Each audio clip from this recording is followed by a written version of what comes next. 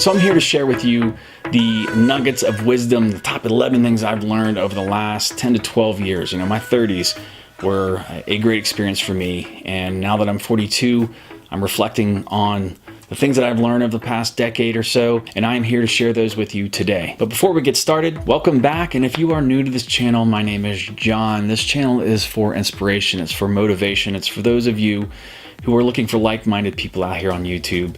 And if that sounds like your kind of thing, then please make sure you hit that red subscribe button and click that bell so you'll get notifications each and every time I release new content. In our lives, it's really good to take a look back on the lessons learned and best practices that we've developed over our lifetime.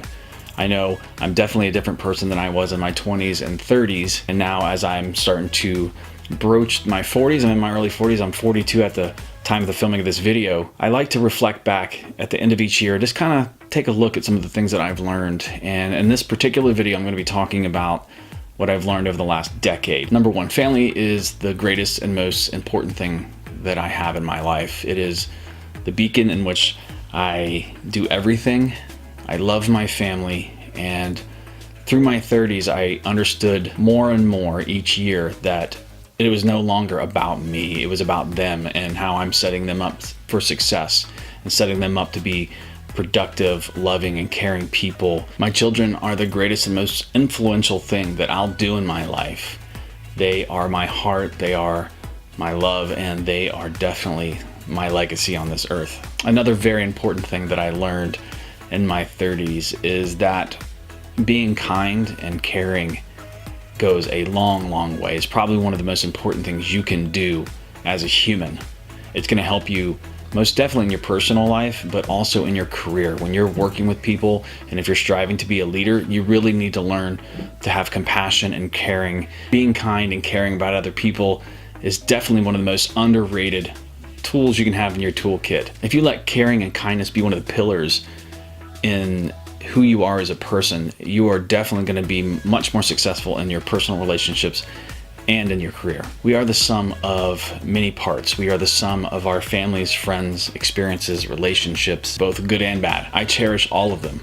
I cherish every person that has come and gone in and out of my life. I think they've helped me turn into someone that I'm proud of being. Not only do you learn how to model certain behavior by seeing people who do things that are in a positive manner, you also learn what not to do by seeing people that are negative, that do things that are detrimental to other people. You start to learn that, that's not what I want to do to other people. That's not how I want to act. I don't want to ever make someone feel the way they made me feel. So the good and bad helps you balance out a well-rounded person as you move forward. Know that everything that happens to you can either let it build you up or you can let it tear you down. Don't let situations or things control you, and don't let people control how you feel. You have to be self-aware. You have to be honest with yourself about what your strengths and your weaknesses are, because you have to work on those things. You can't cover them up with ego and BSing people, because eventually you'll be found out, and it's just much more detrimental in the long run to avoid things that you're weak in. You need to be honest with yourself. You need to work on those things and truly strive to mitigate any of the weaknesses you have so that they don't continue to be weaknesses. Don't be ashamed to ask for feedback. Accept feedback. Accept feedback from other people, because usually if you got a bunch of people around you that may be saying certain things about you, there's probably a little bit of truth to them, and it's probably good. It's hard to hear, but to just kind of internalize it and figure out what you can do to change those things. I learned that if you want to be a leader in your 40s, you have to put in the work in your 30s. You have to not only be able to learn your trade, but you have to be able to learn to lead and manage yourself. You can't expect to lead and have the privilege and the honor of leading other people if you don't know how to lead and manage yourself. So spend a lot of time, especially if you're in your early 30s or late 20s, really learning your trade, really learning to manage who you are as a person before you try to step up into the roles of trying to lead and manage other people. Leadership is an honor, and it is a privilege. It's not a right. So please treat it that way as you're starting to develop yourself towards that goal. Another thing that I've learned, to listen more and talk less. It's extremely difficult. I've learned that there is so many smart and intelligent people out there. Many of are introverts, and when you are someone who is kind of an extrovert and loves talking, you can talk over people. So learn to listen more. Let people talk. Let other people get their ideas out there on the table before you start to monopolize all of the conversations. Great conversation really starts with first understanding and then to be understood. So definitely make sure that you're listening to people, you're hearing them. I learned this, I think, in my late 20s, and it definitely resonated with me. Relationships in general, it's not about finding the right person, it's about being the right person.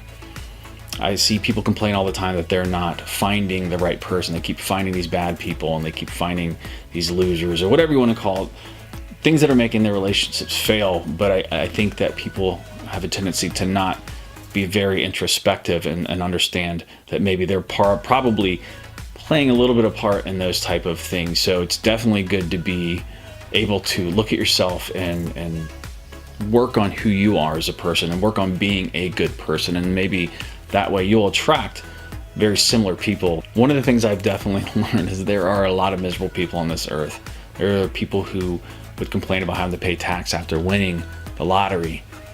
Avoid miserable people, avoid the naysayers, avoid these malcontents that are just peppered across society at your work, when you go out to dinner, relationships, family, friends. You need to avoid these people at all costs, because you're not going to change them. They're just negative. They put out negative energy, and all they do is try to drag you down. So avoid miserable, negative malcontents at all costs. You need to not be scared of having difficult conversations. I think a lot of people avoid difficult conversations because a lot of times it's just easier to not say something. Being able to navigate disagreements respectfully, it's a huge step in being professionally mature and personally mature. People are going to disagree. It doesn't matter what you do, there's going to be disagreements on this earth, but being able to navigate those type of conversations and being able to act in a professionally or personally mature way is definitely key in having friends and being seen as a nice person. Being able to navigate that kind of conversation is extremely important moving forward in your life, because as we become more ingrained and dogmatic in our belief systems, and right now society is extremely divided, but we should be able to be civil to each other and be kind and nice to each other, and knowing how to have those type of conversations, and again, staying professionally and personally mature. You should be able to do this, and I've learned more now than ever. It is extremely important to be able to have that skill in your toolbox. Now, this last one is definitely kind of an emotional one to me, is that this getting older thing is a real thing. I know that sounds silly to say, but we are aging. Every day that goes by, that ticks by, is another day that we don't have. Every minute, every second ticking by is one less than we had before.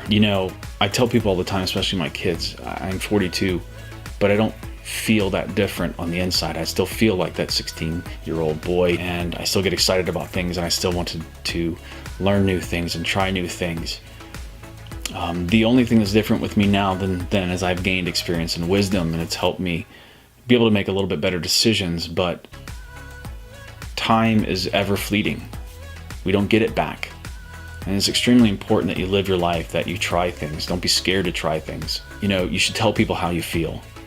Don't let days and months and years tick off your clock and their clock before telling someone how you feel about them. You want to live life to the fullest and understand that we only get one of these lives. That's it. We get one. And that there are a lot of people that would love to be in your spot, that would love to be in my spot. So spending time feeling sorry for yourself and not taking advantage of what you have, your health, your life, the time that you have, is just not a great thing. There are millions of people out there that would love to switch places with you right now. They would love to have your problems. One of the things I do every single day before I go to sleep and when I wake up is I thank God for my life, my health, my family, my job, and the life that I have, because I do know that I am very blessed.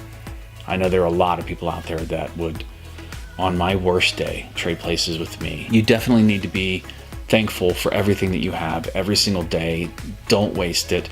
Live your life to the fullest. That's all I got, guys. I hope these insights help provide some sort of value, or at least allow you to be able to kind of reflect upon the things that you've learned in your life. I wish YouTube was around when I was in my 20s, when I was really developing into a mature adult.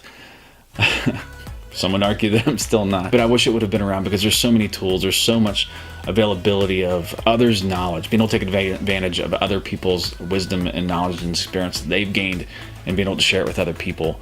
I wish I would have had this in my 20s. If you're in your 20s, I hope this helps you. If you're in your 30s, I hope you kind of see similar things that you've learned over the last decade. If you're in your 40s, you're good company. I'm right here with you. 8 more years till I'm 50. I don't know what I'm gonna do there. And if you're 50s, I would love to hear your wisdom, your knowledge, and the things that you've learned. So go ahead and comment below if you got some nuggets you'd like to share with me. If you'd like me to throw those in another video, I would absolutely love to do that. I appreciate your time. Please make sure you hit that subscribe button and click that bell so you'll get notifications when I release new content. Again, thank you for your time, and until next time, I will see you.